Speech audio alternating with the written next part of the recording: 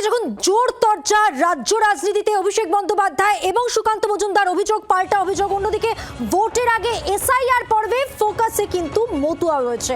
বনগাঁয় মতুয়া ধর্ম মহাসম্মেলন, যেখানে শুভেন্দু অধিকারী হিন্দুদের বাঁচানোর লড়াইয়ের কথা বলছেন। এমন সরকার আনুন, তিনি বলছেন আগামী দিনে মতুয়ার স্বার্থে কাজ করবে তারা। সিএএতে আবেদন করতে রাজ্য সরকার ভুল বুঝিয়েছিল। সিএএতে আবেদন করতে মতুয়া মন্দির বাড়ির সার্টিফিকেট কেন্দ্রীয় সরকার গ্রহণ করবে।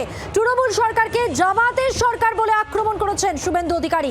সেপ্টেম্বরের গেজেটে 2024-এর 31শে ডিসেম্বর পর্যন্ত যে হিন্দুরা এসেছেন পুলিশ কিছু করতে পারবে না, বনগাঁয় দাঁড়িয়ে বললেন শুভেন্দু অধিকারী। 9 জানুয়ারি অভিষেক বন্দ্যোপাধ্যায় মতুয়াগড়ে যাওয়ার আগেই পৌঁছে গেলেন শুভেন্দু অধিকারী। বনগাঁয় মতুয়া ধর্ম মহাসম্মেলনে দাঁড়িয়ে যা যা বলেছেন আরও একবার বলবো আপনাদের। হিন্দুদের বাঁচানোর লড়াই কথা বলছেন, এমন সরকার আনতে বলছেন যেখানে আগামী দিনে মতুয়ার স্বার্থে কাজ করবে সেই সরকার। সিএএতে আবেদন করতে রাজ্য সরকার ভুল বুঝিয়েছে।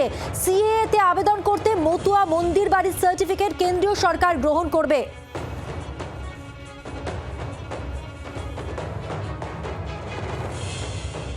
মুখ্যমন্ত্রী সেদিন বলেছিলেন তিনি সিএর বিরোধিতা করলেন।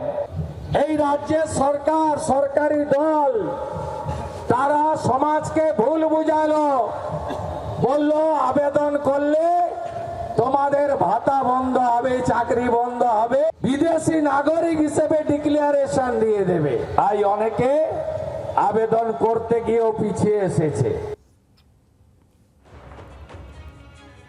তৃণমূল সরকারকে জামাতের সরকার বলে আক্রমণ করলেন বিরোধী দলনেতা। সেপ্টেম্বরের গেজেটে 2024-এর 31শে ডিসেম্বর পর্যন্ত যে হিন্দুরা এসেছেন পুলিশ কিছু করতে পারবে না, বনগাঁয় দাঁড়িয়ে বললেন বিরোধী দলনেতা। পশ্চিম বাংলার জামাতিদের সরকার, এই সরকারকে আমি হিন্দু সরকার বলি না। আমি 6 বছর আগে মন্ত্রিত্ব ফেলে দিয়ে হিন্দুদের বাঁচানোর জন্য এই তোষণের বিরুদ্ধে আমি মোদিজির সৈনিক হিসেবে কাজ করছি। সিএ সার্টিফিকেট দেওয়ার ক্ষেত্রে ঠাকুর বাড়ির সার্টিফিকেট, মতুয়া মন্দিরের সার্টিফিকেট ভারত সরকার গ্রহণ করছে, করবে। এবং আগামী এখন অব্দি 60,000 মানুষ সিএতে আবেদন করেছেন। তাই ছি বলা জামাতিদের সরকার আপনাদের ভুল বুঝিয়েছিল। 47-এ 33 ভাগ হিন্দুর বাংলাদেশ আজকে 7%।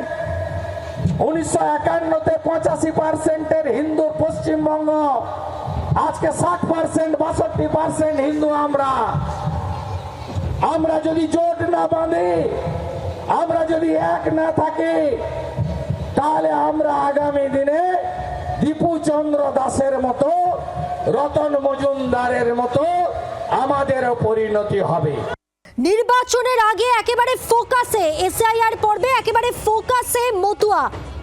বনগাঁয় মতুয়া ধর্ম মহাসম্মেলনে দাঁড়িয়ে শুভেন্দু অধিকারী কি বললেন, স্পষ্ট করলেন তার বক্তব্য। তিনি বলছেন যে এটা হিন্দুদের বাঁচানোর লড়াই, এমন সরকার আনতে হবে আগামী দিনে যারা মতুয়ার স্বার্থে কাজ করবে। বাংলার আওয়াজ, বাঙালির আবেগ, জি 24 ঘন্টা।